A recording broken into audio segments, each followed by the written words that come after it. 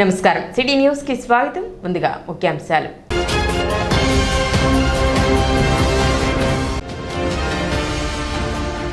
తెనాలిలో జరిగిన కాపు విద్యావంతులతో ఆత్మీయ సమావేశం నిర్వహించిన ఎమ్మెల్సీ కూటమి అభ్యర్థి Alapati Rajendra Prasad.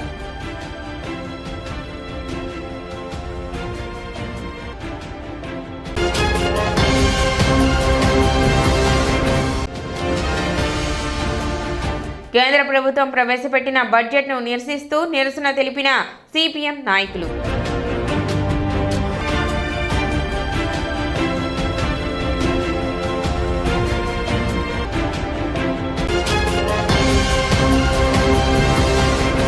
Best dental and implant centre ఆధ్వర్యంలో ఆదివారం ఉచిత దంత వైద్య శిబిరం నిర్వహించారు. మారిస్పేట అప్పలస్వామి గుడి వద్ద ఏర్పాటు చేసిన ఈ వైద్య శిబిరాన్ని 3 టౌన్ సిఏ రమేష్ బాబు ముఖ్య అతిథిగా పాల్గొని ప్రారంభించారు. డాక్టర్ హిమబిందు దంత పరీక్షలు నిర్వహించి సలహాలు సూచనలు అందజేశారు. ఈ సందర్భంగా ఉచితంగా మందులను పంపిణీ చేశారు. పెద్ద సంఖ్యలో ప్రజలు ఈ వైద్య శిబిరాన్ని సద్వినియోగం చేసుకున్నారు. ఈరోజు మనం తెనాలి మారిస్పేటలో అప్పలస్వామి గుడి దగ్గర ఫ్రీ క్యాంప్ నిర్వహించడం జరుగుతోంది. మన ఈ ఫ్రీ క్యాంప్లో ఏంటంటే best dental and implant centre ద్వారా ఉచిత దంత వైద్య శిబిరము. ఆ శిబిరంలో ఏంటంటే ఫ్రీగా నేను చూసి అవసరమైన వాళ్ళకి ఏం ట్రీట్మెంట్స్ అవసరమో చెప్పి దాని ద్వారా అవసరమైన వాళ్ళకి మెడిసిన్స్ కానీ పేస్ట్లు కానీ అవసరమైన వాళ్ళకి ఏ ఉచిత సలహాలు చెప్పడం కానీ జరుగుతుందన్నమాట. ఇలానే మనం ఈ క్యాంప్కి వచ్చిన వాళ్ళకి ఫ్రీగా మెడిసిన్స్ అవన్నీ ఇవ్వడం జరుగుతుంది. అలానే ఒక ఫ్రీ ఓపీ కార్డ్ అనేది మనం సర్క్యులేట్ చేస్తున్నాం అనమాట. దాంట్లో ద్వారా వచ్చిన వాళ్ళకి ఓపీ అనేది ఫ్రీగా ఉంటుంది, ఎక్స్రే కూడా ఫ్రీగా ఉంటుంది. ఆ కార్డు ద్వారా వచ్చిన వాళ్ళకి ట్రీట్మెంట్ మీద కూడా చాలా డిస్కౌంట్ ఉంటుంది అనమాట. లేటెస్ట్ టెక్నాలజీ తోటి అలానే దీంట్లో రూట్ కెనాల్ కానీ క్రౌన్ అండ్ బ్రిడ్జెస్ కానీ ఇంప్లాంటేషన్ కానీ స్మైల్ డిజైనింగ్ కానీ లేజర్ చికిత్స కానీ పిల్లల దంత సంరక్షణ సంబంధించి కానీ టీత్ వైట్నింగ్ గురించి కానీ పూర్తిగా పళ్ళుని కట్టడం సంబంధించి కానీ ఇన్విజిబుల్ బ్రషెస్ జ్ఞానదంతాలు వెలికితీకి సంబంధించి కానీ ఇలా 12 రకాల 12 విధాలుగా ట్రీట్మెంట్ చేస్తూ ఉన్నారు. ఈ విధంగా చేస్తూ ఉన్నాం. అట్లానే ఈ రోజున ఉచిత వైద్య శిబిరాన్ని కండక్ట్ చేయడం అందరికీ సంతోషించదగ్గ విషయం.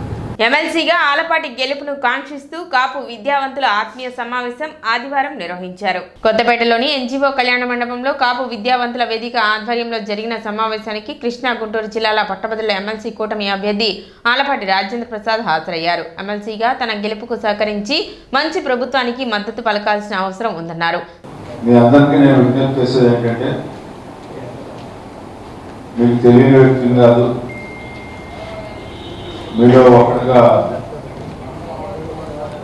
ఒక విద్యార్థి దశ నుంచి ఇంతవరకు వచ్చానంటే మీలాంటి మహానుభావులు అందరి యొక్క అండదండలతో పైకి వచ్చాను నేను. అందుకని నాకు పార్టీకి అతీతంగా కూడా ఉంటాను. కొన్ని సందర్భాలు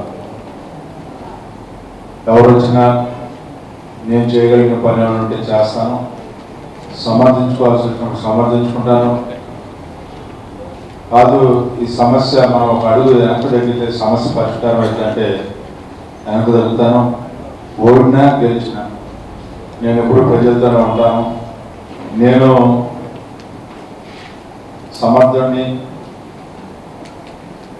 నేను ఈ పదవికి ఆల్గొని అనుకుంటే మీ అందరూ కూడా కలిసి పనిచేయమని చెప్పి కోరుతా ఉన్నా. ఎందుకంటే మీతో నేను ఎందుకంటే ఎక్కువ రాజకీయాలు మాట్లాడాల్సిన అవసరం లేదు. నేనేంటో మీ అందరికీ తెలుసు. ఏ సమస్యని ఎట్లా పట్టించుకుంటాననేది నేను కొత్తగా మీకు చెప్పాల్సిన అవసరం. నా పందాన్ని, నా విధానం వివిధ రాజకీయ పార్టీల నాయకులు కూడా నన్ను అన్ని కోణాల నుంచి చూసినవాడు. కొత్తగా నేను చెప్పుకోవాల్సిన అవసరం నాకు ఉండదని అనుకుంటున్నాను. కానీ మర్యాదపూర్వకంగా మీ అందరినీ కలవాలి, మిమ్మల్ని అందరినీ కలిసి నేను కోరాలి. ఆ రకంగా మిమ్మల్ని అందరినీ మరొకసారి నా కోసం మీ అందరూ కూడా ఒక అడుగు ముందుకేసి మీ అందరూ పనిచేయాలని మీరు పెట్టుకోండి, మీరు చేసుకోండి. నా గురించి నేను చెప్పాల్సిన పని లేదు కదా, కొత్తగా నాకు చిరునామా లేదు, పాత చిరునామా నా చిరునామా. కాబట్టి మీ అందరూ కూడా చక్కగా కూర్చొని ఆలోచించుకొని మీరు ఎంతవరకు చేయగలుగుతాం, ఓటు కూడా వీలు కాకుండా చేసుకోవాలి. ఈ తెనాలి పరువు ప్రతిష్ట అదేవిధంగా ఖ్యాతి ఇవన్నీ కూడా కాపాడుకోవాల్సిన అవసరం ఉంది. అందుకనే నేను వెళ్ళిన తర్వాత కార్యాచరణ ఏ రకంగా పని చేసుకోవాలి, ఏ రకంగా రూపకల్పన చేయాలి, వాటి మీద మీరు డిస్కస్ చేసుకొని మనం పార్టీ పరంగా మరి మీరు ఈరోజున ప్రత్యేకంగా ఎందుకు పెట్టారు నాకు తెలియదు, కానీ ఆ పరంగా కూడా నేను ఎందుకంటే మీ అందరూ చేసిన వాళ్ళందరూ ఓడల్లో ఎంత పట్టు ఉందో నాకు తెలుసు, పట్టణంలో ఎంత పట్టు ఉందో తెలుసు. కాబట్టి ఆ పట్టుని ఓటు రూపంలోకి మారించి పనిచేయమని కోరుకుంటూ మీరు ఎంత సమర్థవంతంగా 20 రోజులు, ఎందుకంటే పక్కన వేపూరు ఉంది, మనం ఈ 2 నియోజకవర్గాలు మనకి 2 కళ్ళు లాంటి 2 కలిపి 31,000 ఉన్నాయి. ఈ 31,000లో మన ఓటు ప్రతి ఓటు మందే అన్నట్టుగా భావించాలి.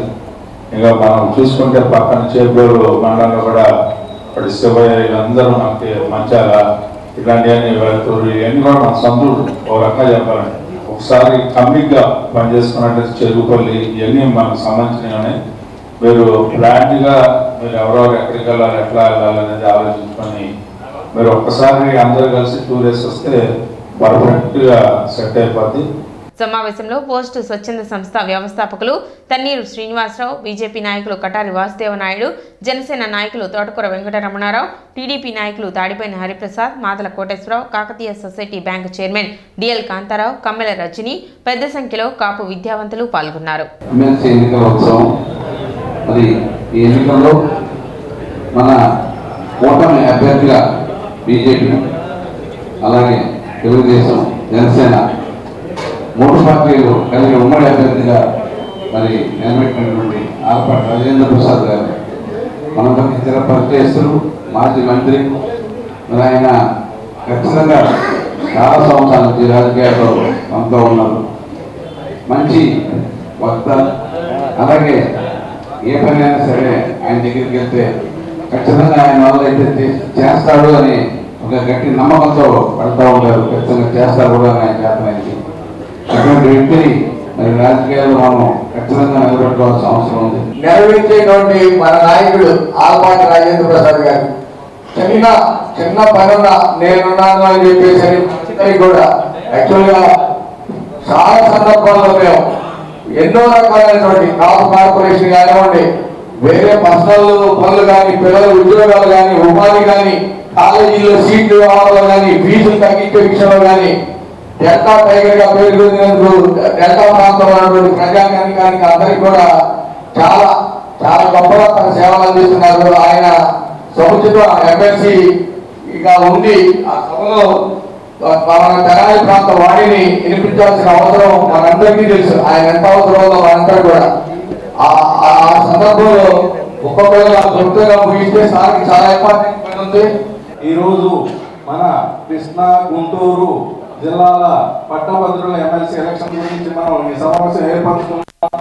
కాబట్టి ఈ సమావేశానికి వచ్చిన వాళ్ళు ప్రతి ఒక్కరూ ఒక్క సైనికుల్లాగా ప్రతి కుటుంబం పక్కన చుట్టుపక్కల ఉండే వాళ్ళ దగ్గర నుంచి ఆ రోజు ఎలక్షన్ రోజు ఎవరైతే ఓటు ఉన్నారో వాళ్ళ ఇంటికి వెళ్ళి ఇప్పుడే మనం వెరిఫికేషన్ చేసుకొని వాళ్ళందరినీ ముందు 2-3 సార్లు పలకరించి వాళ్ళతో రేపు ఎలక్షన్ రోజు కూడా అందరినీ తీసుకొచ్చి ఓటు వేసుకోవాల్సిన బాధ్యత మనకు ఉంది.